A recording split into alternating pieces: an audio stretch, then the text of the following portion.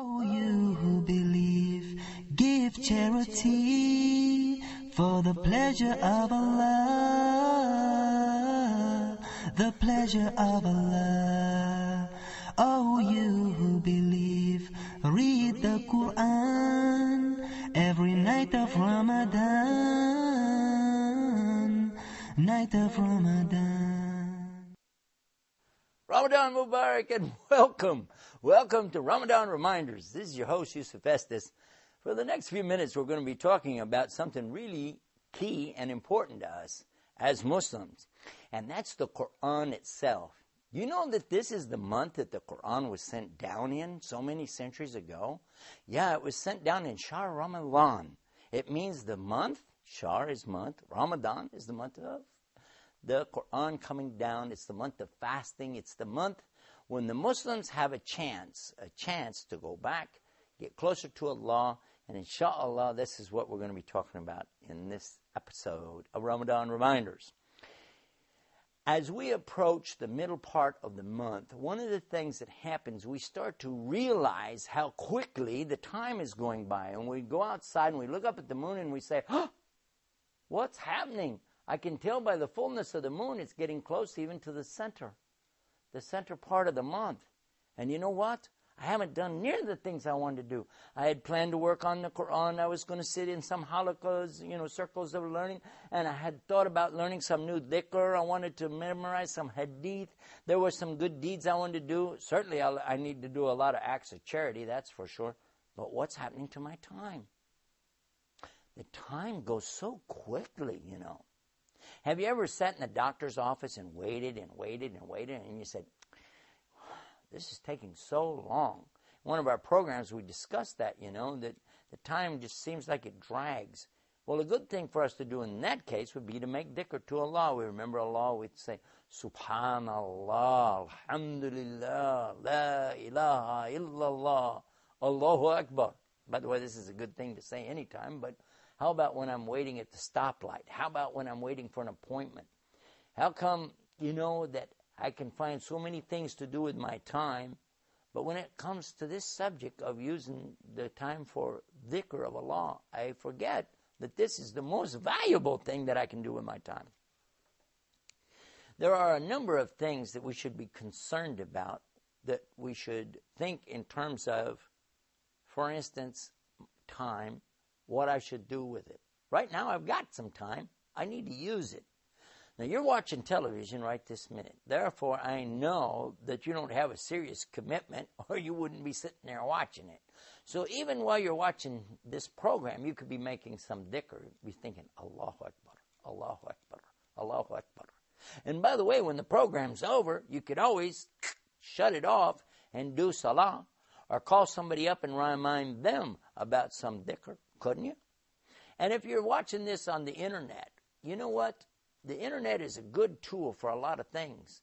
But still, there's that temptation to go do this other little thing, this other little. You say, well, it's not really haram to do this or that. But at the same time, how about the time that you're using? How could you better use that time? What could I be doing right now that would be better for me than just sitting around, surfing the internet, flicking the channels through the TV? Isn't there something more important that I was supposed to be doing? Let me think.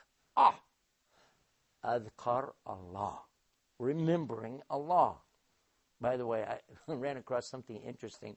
When I'm around the Muslims that speak the Lughat Arabiya, the Arabic language, they say, La tansa dhikr Allah. This is very common. If you go to Egypt or if you go to Saudi Arabia, this is a common expression you hear in all the Arab countries, really, that it conveys something that when you say it in English, it's almost comical.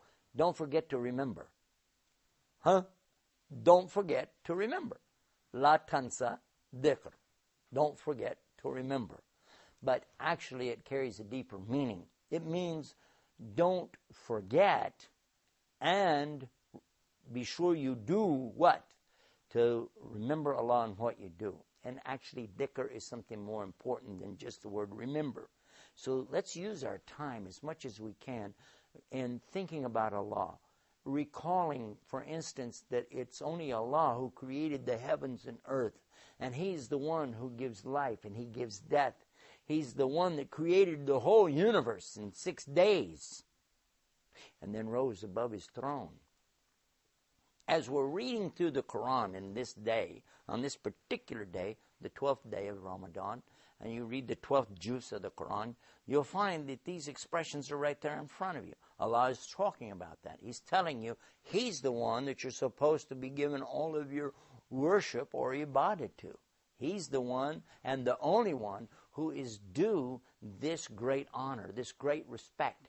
And when you think about it, we should be reminding each other too, because the more in Ramadan that we remind others, the more reward that we'll give ourselves.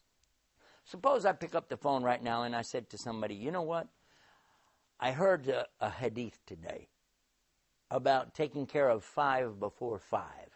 Okay? The 5 things that I should do before it's too late. Now, suppose you called somebody up and told them about it, and then they called somebody and told them about it. Maybe somebody else at work will tell somebody else. Every time they're passing that hadith on, you're getting reward for it. Make sense? Isn't that worth a whole lot more than finding out what the celebrities are doing today, who is getting divorced and who is having a baby, and what the sports players are doing and what was the high score of so-and-so? If you want to keep score, how about let's keep score of what? Our remembrance of Allah. I think that's, for me, the most important thing, especially mentioned here. Almost half the month of Ramadan is sliding by, and I haven't done all the things I wanted to do.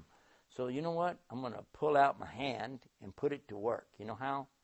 The 3 parts of the fingers here, we're going to use them and say, Subhanallah, Subhanallah, Subhanallah.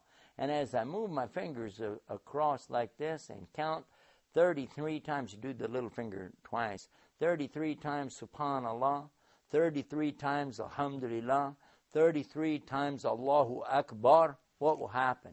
That gives me 99 times that I've been doing adhkar of Allah, dhikr of Allah subhanahu wa ta'ala.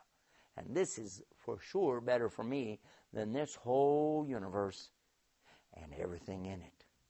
Because when I complete those 9, and then I say, La ilaha illallahu wahdu la shrika lahu, lahul mulk walul hamd wa huwa ala kulli shay'in qadir, then Allah subhanahu wa ta'ala, He can forgive me for my sins, even if they were as high as the sky or as deep as the ocean. For what? For remembering Allah. And think about it. This is the month, really, the month to do that, to remember Allah. Allah sent down the Quran in this month. This is the month of, you want to talk about inspiration? This is the month of inspiration. This is the month for the revelation. And this is the month for me to have a chance to really think about my Lord. Think about what it is that He's given me and how I should be so appreciative of that. I should now get rid of some of this arrogance that I run around with and start realizing that, you know what? I wouldn't have anything if it wasn't for my Lord. I wouldn't have anything. I wouldn't even have my brain if it wasn't for Him. And then I wouldn't have the knowledge to put in it if it wasn't for Him. How much should I thank Him? I think you already know the answer to that. We can't thank Him enough. But you know what? At least we could try. Subhanallah, Alhamdulillah, La ilaha illallah, Allahu Akbar. We thank Allah so much for giving us another chance, another day. And before this day goes by, I want to remind myself with my Ramadan reminders. Be sure to go to the website, RamadanReminders.com. Peace. Assalamu alaikum.